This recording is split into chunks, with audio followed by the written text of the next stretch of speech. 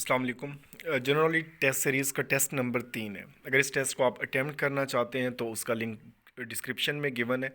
आप इसे क्लिक करके ऑनलाइन इसको अटैम्प्ट करके सेल्फ एवेलुएशन कर सकते हैं। सेकेंडली, अगर आप इसको पीडीएफ में और इससे रिलेटेड जितने भी नोट्स हैं वो डाउनलोड करना चाहते हैं तो टेलीग्राम का चैनल जो है वो आप उसको ज्वाइन कर सकते हैं। उसका लिंक भी डिस्क्रिप्शन में गिवन है।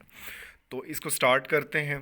फर्स्ट है, the head quarter of international labour organisation is located in. बहुत सारी ऐसी ऑर्गेनाइजेशन हैं जिनका हेड क्वार्टर जिनीवा में है। जिनीवा को सिटी ऑफ कॉन्फ्रेंसेस भी कहा जाता है।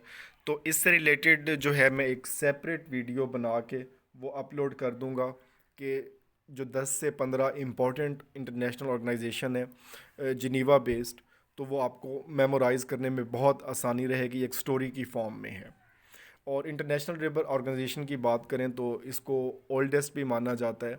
1919 में इसकी बुनियाद रखी गई।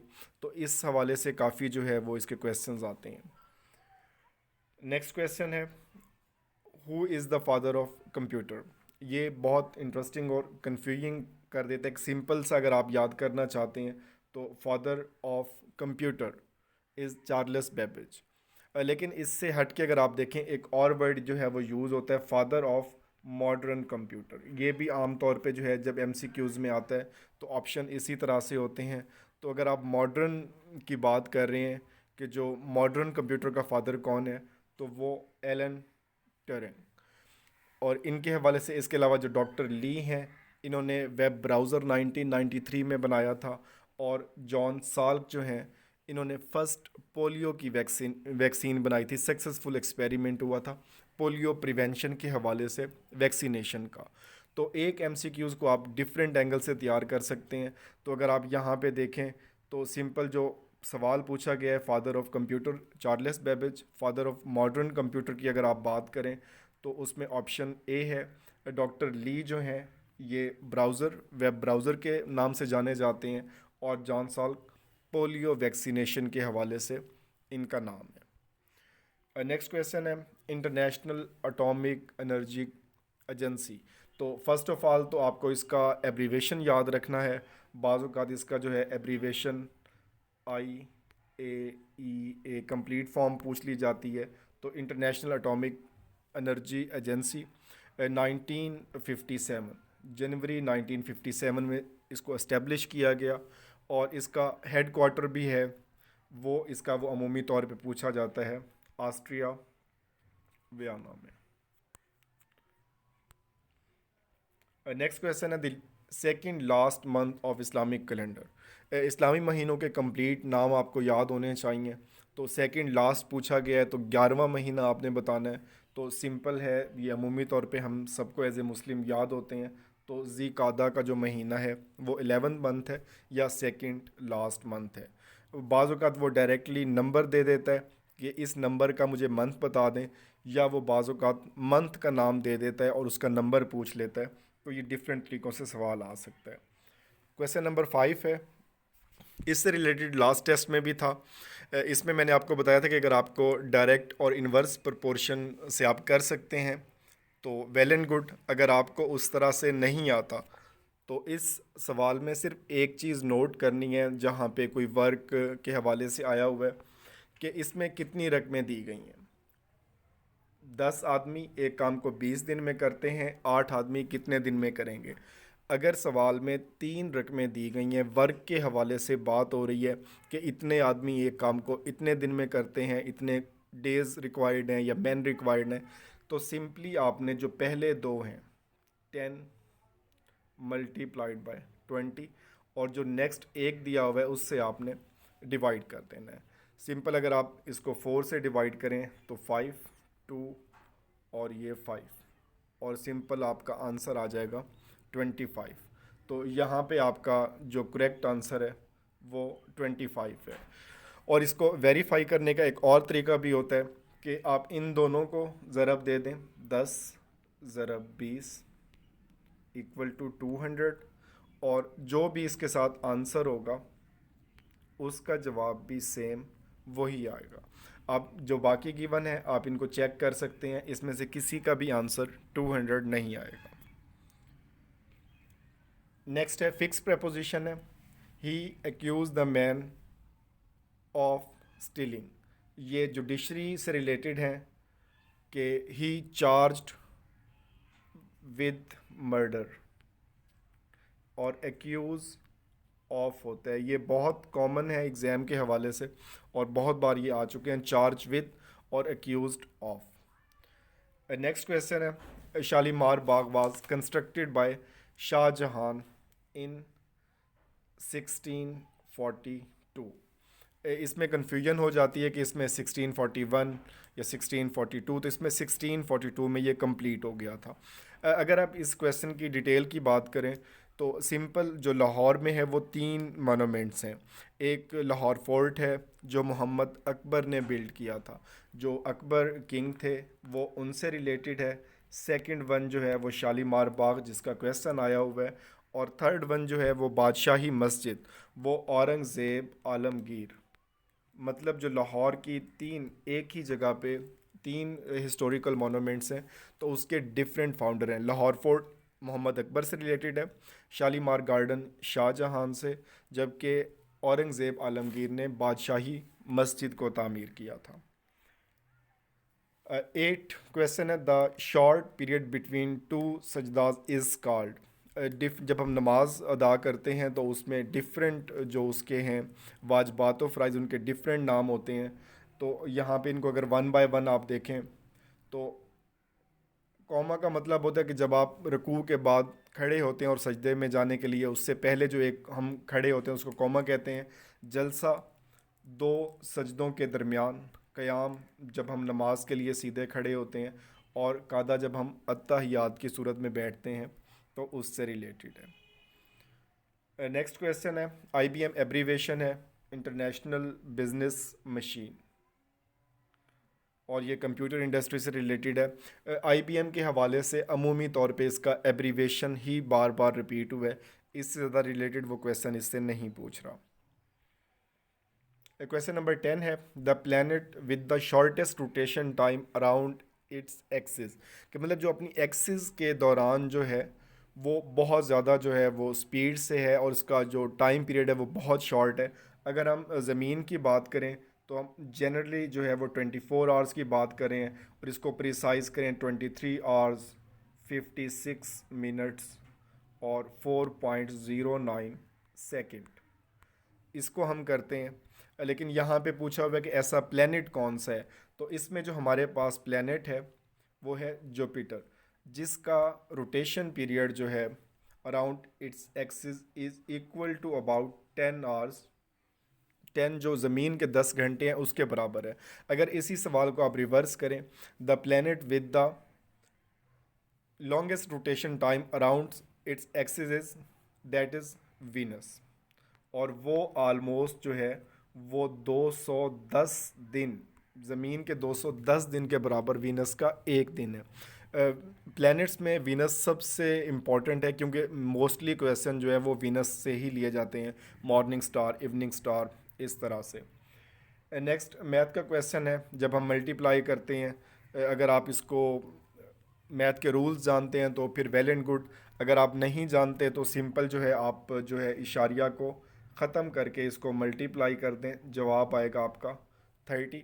अब आपने इसका डेसिमल लगाना है, और डेसिमल जो लगाना है वो इसमें कोई डेसिमल नहीं है, और 2 के बाद डेसिमल लगाना है 1 और 2, तो 0.3 सिंपल जो है वो आपका आंसर हो जाएगा, और इसका आंसर हो गया ये।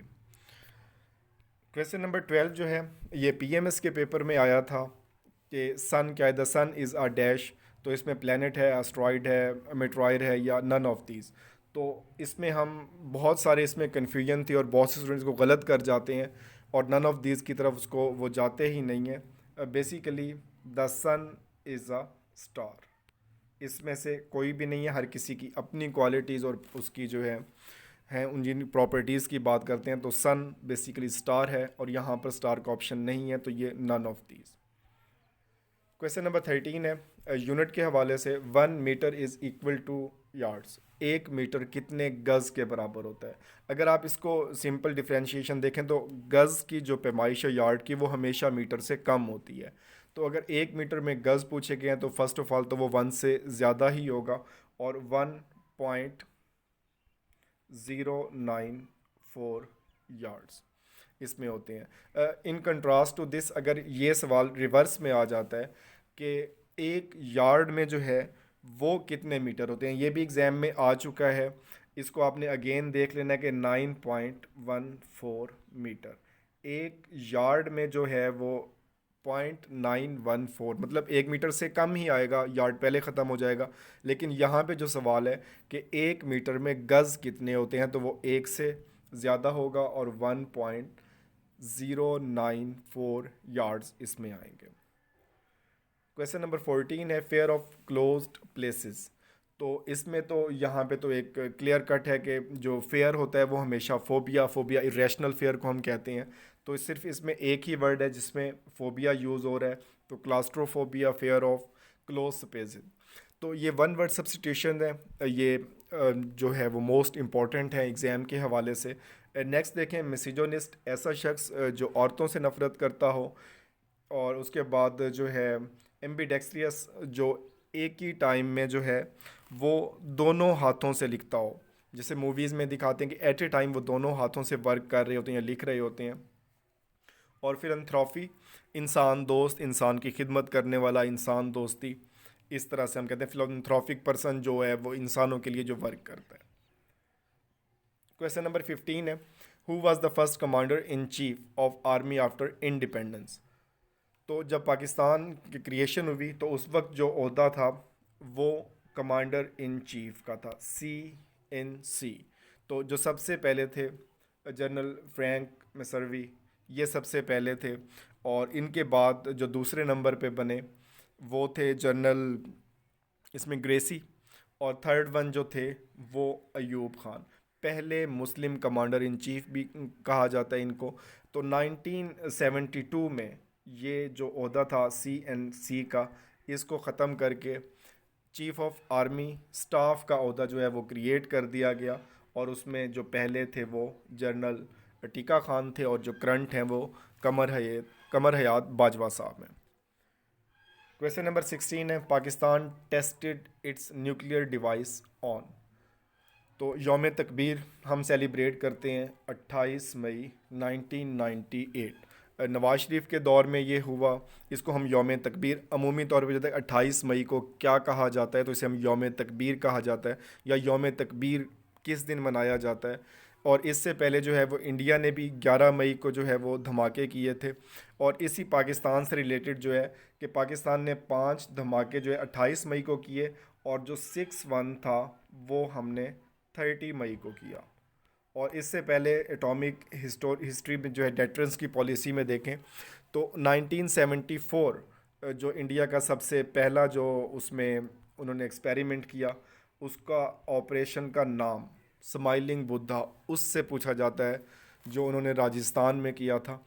तो पाकिस्तान ने जो डिवाइस टेस्ट की पहली 28 मई 1998, इंडिया ने जो है वो उसी मंथ 11 मई को किया। और उससे पहले इंडिया ने 1974 में किया, और उसका कोड नेम जो था वो स्माइलिंग बुद्धा था। 17 क्वेश्चन है सेनोनिम एनिग्मा। एनिग्मा कहते हैं कशमकश, तजब्जुब में होना, बिल्कुल ही अजीबो गरीब सी हालत, पज़ल। तो इसमें सिंपल एनिग्मा जो है वो पज़ल, तजब्जुब का शिकार और कशमकश में होना। क्वेश्चन नंबर 18 है the current chief justice of Peshawar high court. तो इसमें अगर आप जो है वो सबके नाम जो है वो मैं अलग से भी सेंड कर दूंगा इसमें, तो आप इसको देख लें कि इसमें कौन सी हमारी हाई कोर्ट्स, और जो सुप्रीम कोर्ट में अगर आप देखें तो जस्टिस जो गुलजार अहमद हैं, इस्लामाबाद हाई कोर्ट में अतर मिनल्ला, और सिंध हाई कोर्ट में अहमद अली शेख, बलूचिस्तान में जमाल ख़ान मंडोखेल, और पंजाब में जो है वो मामूनुर रशीद शेख, और जबकि पिशावर हाई कोर्ट में जस्टिस वकार अहमद सेठ। तो और इसमें फ़ाइज़ ईसा का नाम वो प्रेसिडेंशियल रेफरेंस की वजह से काफ़ी न्यूज़ में रहा, और जस्टिस गुलजार अहमद हमारे सुप्रीम कोर्ट के, और जो हमारे अतर मिनल्ला ये भी बहुत ज़्यादा न्यूज़ में होते हैं इस्लामाबाद हाई कोर्ट के। तो आपको सब हाई कोर्ट्स और सुप्रीम कोर्ट्स के नाम याद होने चाहिए, ये मैं अलग से पेज सेंड कर दूंगा। एंटोनिम ऑफ कर्टेल, कर्टेल का मतलब होता है रोकना, इसका हमने एंटोनिम बताना है उलट, तो इसका हो जाएगा प्रलोंग। चॉप की बात करें तो इसका मतलब होता है काट देना, क्लिप का भी यही होता है रोक लेना, हिंड्रेस पैदा करना, और क्रैम्प भी।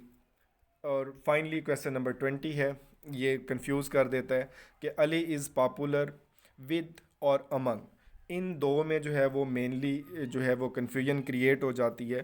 तो यहाँ पे जो ऑप्शन है आपका पॉपुलर विद, पॉपुलर विद और पॉपुलर अमंग में सिंपल सा जो इसमें डिफरेंस है कि जो पॉपुलर विद है ये कॉमनली जो है वो पीपल के साथ जो है इसको अटैच किया जाता है कि Ali is popular with his relatives और इस तरह से। और अमंग की जब हम बात करते हैं तो ये आइडियाज़ से रिलेटेड होता है। फॉर एग्ज़ाम्पल इसका अगर आप फ़िक्रा बनाएं, the new policy is not going to popular among the population या among the member of the committee.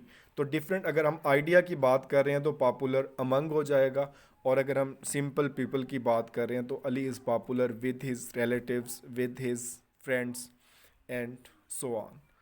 तो इस ये आज के हवाले से था, थैंक यू। और इसमें जो है इसको टेस्ट ऑनलाइन लाजमी अटैम्प्ट किया करें ताकि आपको पता चल सके कि आप उसमें कितने मार्क्स ले रहे हैं।